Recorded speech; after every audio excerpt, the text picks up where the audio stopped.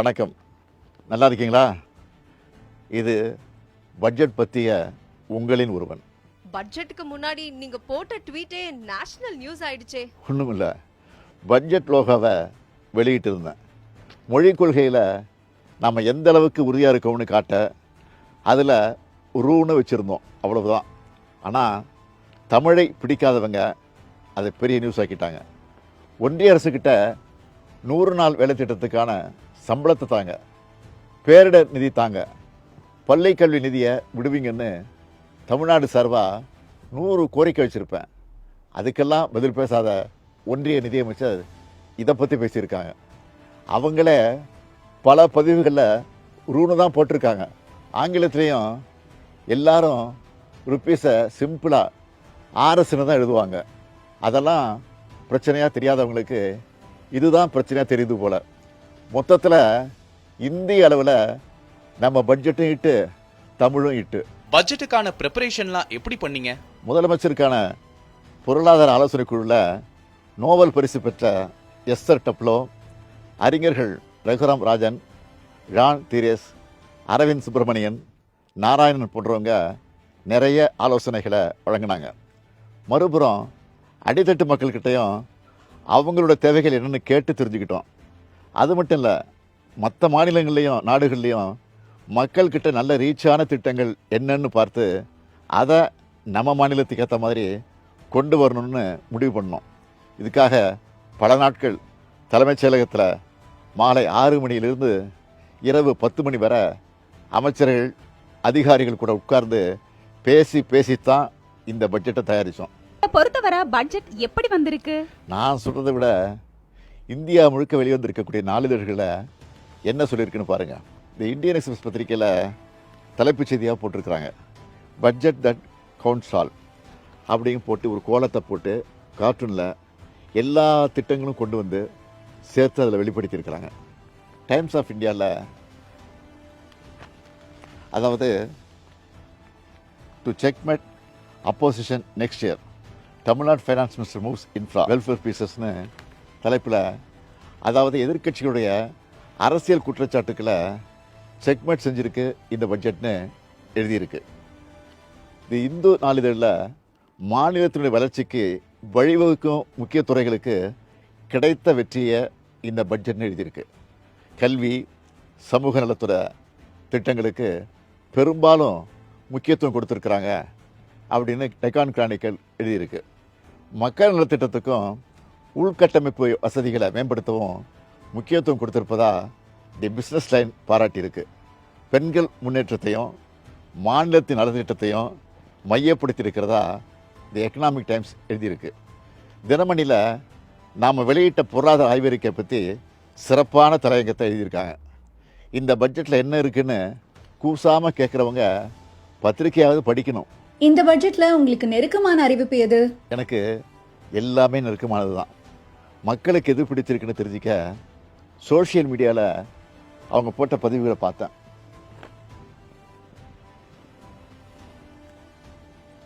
ஸ்கர்லட் விம்னல் என்ற Twitter ID பெண்கள் பாதிப்புக்குள்ளாகிற கருப்பை வாய் புற்றுநோய்க்கான தடுப்புக்கான மருந்தை அரசே இலவசமாக தரணும்னு என்னை டேக் பண்ணியிருந்தாங்க. இந்த திட்டத்தை செயல்படுத்த நினச்சிருந்தோம். இப்போ இந்த பட்ஜெட்டில் அதுக்கான அறிவிப்பை வெளியிட்டிருக்கிறோம். அது மட்டும் இல்லை, டாக்டர் நிகிதா மேஹரா என்பவரும் ஃபென்டாஸ்டிக் நியூஸ்னு சொல்லி நன்றி தெரிவிச்சிருக்கிறாங்க. அதே போல் தெலுங்கானாவில் போக்குவரத்தை ஒழுங்குபடுத்துகிற பணிகளில் திருநங்கைகளுக்கு வாய்ப்பளிக்க போகிறதா ஒரு செய்தியை பார்த்தேன். தமிழ்நாட்டிலையும் இப்படி செயல்படுத்தலாம்னு முடிவெடுத்தோம். அதன்படி ஊர்காவல் படையில் திருநங்கைகளையும் ஈடுபடுத்துகிற அறிவிப்புக்கு பெரிய வரவேற்பு கிடைச்சிருக்கு. இது தொடர்பாக நேஹா என்பவர் என்ன சொல்லியிருக்காங்கன்னு நீங்களே பாருங்கள். இந்த சமூகத்துல கல்வி நிச்சயமா மிகப்பெரிய ஆயுதம். ஆனா அது விளிம்புநிலை சமூகமான திருநர் மக்களுக்கு கிடைக்கிறதுல நிறைய பிரச்சனைகள் இருக்கு. வாழ்வாதாரம் இருக்கக்கூடிய மற்ற பிரச்சனைகள்லாம் எதிர்த்து நிறைய திருநர் மக்களால உயர்கல்வி படிக்க முடியாம போகுது. அதுக்காக எல்லாருக்கும் எல்லாம் திட்டம், புதுமை பெண், தமிழ் புதல்வன் அப்படிங்கிற திட்டத்துக்கு கீழ மாசம் 1000 ரூபாய் ஊக்குவிக்கும் வகையில தமிழ்நாடு அரசு கொடுக்க போகுது. அது மட்டும் இல்லாம வாழ்வாதாரத்தை மேம்படுத்த வகையில இன்னொரு திட்டமும், திருவிழா காலங்கள்ல கூட்ட நெரிசல்களை கட்டுப்படுத்துறதுக்கும் போக்குவரத்து மேலாண்மைகளுக்கும் ஊர்காவல் படையில திருநர் மக்களை ஈடுபடுத்த வைக்கிறது. எல்லா ஊர்காவல் படையினர் மாதிரியும் மதிப்பூதியம், சீருடை, உயரிய பயிற்சிகள் அப்படின்னு சொல்லிட்டு செயல்படுத்த அரசு இந்த எல்லாருக்கும் எல்லாம் திட்டத்திலையும் சொல்லியிருக்காங்க அப்படிங்கிறது இன்னொரு மிகப்பெரிய சந்தோஷமான விஷயம். கொஞ்ச நாளைக்கு முன்னாடி விருதுநகர் போனப்போ அரசு காப்பகத்தில் இருக்கக்கூடிய பெற்றோரை இழந்த குழந்தைகளுக்கு ஸ்வீட் வாங்கிட்டு போனேன். காப்பகங்களில் இருக்கவங்கள நாம் பார்த்துக்கிறோம், மற்ற குழந்தைகளுக்கு ஏதாவது பண்ணணும்னு தோணுச்சு. அப்படி உருவானது தான் தாயும் மாணவர் திட்டம். இதை பார்த்து டாக்டர் சென் பாலன் என்பவர் என்ன சொல்லியிருக்காரு பாருங்க. நான் கட்டும் வரி பணம் இப்படி பயன்படுத்தப்படும் எனில் இதைவிட வேறு பெருமை என்ன உள்ளது. ஆதரவற்ற முதியோருக்காக அன்புச்சோலை திட்டத்தை அறிவித்தோம். இதுக்கு மக்கள் என்ன மாதிரி ரியாக்ட் பண்ணியிருக்காங்கன்னு பாருங்கள். பொதுமக்கள் மட்டும் இல்லை, ஆனந்த் சீனிவாசன், பிரபாகர், சோமவல்லியப்பன் போன்ற பொருளாதார வல்லுநர்களும் என்ன சொல்லியிருக்காங்கன்னா, எல்லா மாவட்டத்துக்கும் ஒரு திட்டத்தை அனௌன்ஸ் பண்ணியிருக்கிறார். ஃபஸ்ட்டு டிஃப்ரென்ஸ் என்னென்னா நான் பார்க்குறதுல, போன எலெக்ஷன் நீங்கள் பார்த்தீங்கன்னா கொங்கு மண்டலத்தில் திமுக ரொம்ப பெருசாக பண்ணலை. ஆனால் இப்போ நீங்கள் மோடி அரசாங்கத்தை பார்த்தீங்கன்னா யாரெல்லாம் எங்களை சப்போர்ட் பண்ணலையோ அவங்கள நாங்கள் கண்டுக்கவே மாட்டோம். தமிழ்நாட்டை பற்றி நாங்கள் ஒரு வார்த்தை கூட பேசலை. தமிழ்நாடு எந்த ஸ்டேட்டெல்லாம் அவங்களுக்கு ஓட்டு போடலையோ அவங்கள பேசலை. ஆனால் இவங்க அதையும் பேசியிருக்காங்க. கோயம்புத்தூரில் இந்த மெட்ரோ ப்ராஜெக்டை பற்றி பேசியிருக்காங்க, அந்த ஏரியாவுக்கான வளர்ச்சி திட்டங்களை பற்றி பேசியிருக்கிறாங்க. ஸோ எனக்கு ஓட்டு போட்டியா ஓட்டு போடலையாங்கிற ஒரு டிஃப்ரென்ஸ் இல்லாமல் பேசியிருக்கிறாங்க. அதே போல் செக்டார்ஸ் என்று பார்த்தால் தொழில்துறை, விவசாயம், மனிதர்கள் என்று பார்த்தா பெண்கள், மாணவர்கள், மாற்றுத்திறனாளிகள், பெற்றோரை இழந்த பிள்ளைகள், அது மாதிரி பலவித ஜியாகிரபின்னு பார்த்தா தமிழகத்தில் இருக்கிற பல்வேறு ஊர்களுடைய பெயர்களும் நாம் தமிழ்நாடு உச்சரிக்கப்படவில்லை என்று சொன்னதன் காரணமாகவோ என்னவோ இங்கே தமிழ்நாட்டில் இருக்கிற எல்லா பெயர்களையும் இந்த பட்ஜெட்டில் கேட்டது போல இருந்தது. இது ஒவ்வொரு ஊரையும் சொல்லி அங்கே ஒரு தொழிற்சாலை, ஒரு ஜவுளி பூங்கா, ஒரு இந்த பூங்கா என்று சொன்னதெல்லாம் பார்த்தால் இது ஒரு பரவலாக ஒரு பேலன்ஸ்டு பொருளாதார விதிகளுக்கு உட்பட்ட அதே சமயங்களில் நீங்க பாத்தீங்கன்னா அகழ்வாராய்ச்சிக்கும் ஒரு முக்கியத்துவம் கொடுக்கறாங்க, அதே மாதிரி செமிகண்டக்டருக்கும் ஒரு முக்கியத்துவம் கொடுக்கறாங்க, ஒரு புத்தாக்கத்திற்கும் கொடுக்கிறார்கள், எம்ப்ளாய்மெண்ட் அதிகமாக்கக்கூடிய ஒரு காலனி தொழிற்சாலைகளுக்கு முக்கியத்துவம் இருக்கிறது, அதிக டெக்னாலஜி இருக்கக்கூடிய தொழிற்சாலைகளுக்கு முக்கியத்துவம் இருக்குது. அதனால நான் நினைப்பது இது ஒரு நல்ல ஹோம்வொர்க் பண்ணப்பட்ட budget. Hoffman, who is a Nobel Prize winner, he has studied and found that if you invest 1% of money in the noon meal and giving them breakfast, it will give rise to approximately 14% in your GDP. It is something like a fixed deposit. You deposit, you get the money after 30 to 40, over a period of 30 to 40 years. For example, the Tamil Nadu government own resources is 74%. And only maximum 20-22% is coming from central government. So it is not literally depending on the union funds for its sustenance. For its social welfare schemes. Therefore, will Tamil Nadu will bankrupt means absolutely not possible, because you can borrow up to 28% of your budgeted amount. So far, the borrowing is only 26%. Okay. While Punjab, 47%.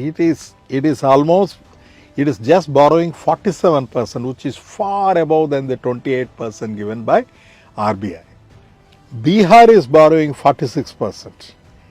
But Tamil Nadu has not crossed that Lakshman Rekha of 28%. In fact, even this budget, it is 26% only, and the deficit it has reduced to 41,000 crores. இப்படி இது எல்லோருக்கும் எல்லாம் budget. எதிர்க்கட்சிகளோட விமர்சனங்களை பற்றி என்ன நினைக்கிறீங்க? ஆக்கப்பூர்வமான விமர்சனங்கள் இருந்தால் அதை நம்ம பரிசீலிக்கலாம். ஏதாவது நெகட்டிவாக சொல்கிறதுக்காகவே சிலர் சொல்கிறது அரசு மேலே இருக்கக்கூடிய வன்மம் மட்டும்தான் தெரியுது, உருப்படியாக அது எதுவும் இல்லை. இருந்தாலும் நம்ம எந்த அளவுக்கு சிறப்பாக செயல்பட்டு இருக்கோம் என்பதற்கு சில எடுத்துக்காட்டுகளை ஆதாரபூர்வமாக சொல்ல விரும்புகிறேன். 2011 2016 வரைக்கும் நம்முடைய கடன் வளர்ச்சி என்பது 108 விழுக்காடு. இதுவே 2016 2021 128 விழுக்காடாக அதிகரிச்சுது. ஆனால் நம்ம திராவிட மாடல் அரசு பொறுப்பேற்றதிலிருந்து இப்போ வர 93 விழுக்காடுன்னு இதை குறைச்சிருக்கிறோம். கடன் எல்லாமே கட்டுக்குள்ள இருக்கா? எந்த வகையில மத்த மாநிலங்களை விட தமிழ்நாடு தனித்துவமா இருக்கு? தமிழ்நாட்டுடைய கடன் கட்டுக்குள்ள இருக்குன்னு அண்மையில் வெளியான பொருளாதார ஆய்வறிக்கையும் தெளிவுபடுத்தியிருக்கு. கடன் வாங்காத அரசுன்னு எதுவும் இல்லை. அப்படி வாங்குகிற கடனை முறையாக செலவு பண்ணுறோமா என்பது தான் முக்கியம். அந்த வகையில் எதிர்கால தலைமுறைக்கான முதலீடாக தான் திராவிட மாடல் அரசு கடன் தொகையை செலவு பண்ணியிருக்கு. அதனால தான் எதிர்க்கட்சிகளோட அர்த்தமற்ற விமர்சனத்தை வல்லுநர்களும் நாளேடுகளின் தலையங்கங்களுமே தவறுன்னு ஆணித்தரமாக சொல்லிட்டாங்க. பட்ஜெட் முடிஞ்சிச்சு, அடுத்ததா என்ன பிளான்? இப்போ அறிவிச்சதெல்லாம் உரிய காலத்தில் நடைமுறைப்படுத்த அமைச்சர்களை அதிகாரிகளை முடுக்கி விடுறது தான் உடனடியாக என்னுடைய அடுத்த வேலை. அது மட்டும் இல்லை, ஒன்றிய அரசோட நிதி ஒதுக்கீடுல ஓர வஞ்சனை, அதை பற்றி நாம் குரல் எழுப்புறதா நாடாளுமன்ற தொகுதி குறைப்பு என்ற ஆபத்து. இப்படி நம்ம மாநிலத்துக்கான நிதிக்கும் நீதிக்கும் போராட வேண்டியிருக்கு. அதையும் பார்க்கணும். 2030ஆம் ஆண்டுக்குள்ளே தமிழ்நாட்டை $1 டிரில்லியன் பொருளாதாரமாக உயர்த்தணும். தமிழ்நாடு எல்லாத்துலேயும் நம்பர் 1 இருக்கணும் என்கிற இலக்கை அடையணும். இப்படி நிறைய பணிகள் இருக்குது. அதனால் ஓய்வே கிடையாது. நன்றி, வணக்கம்.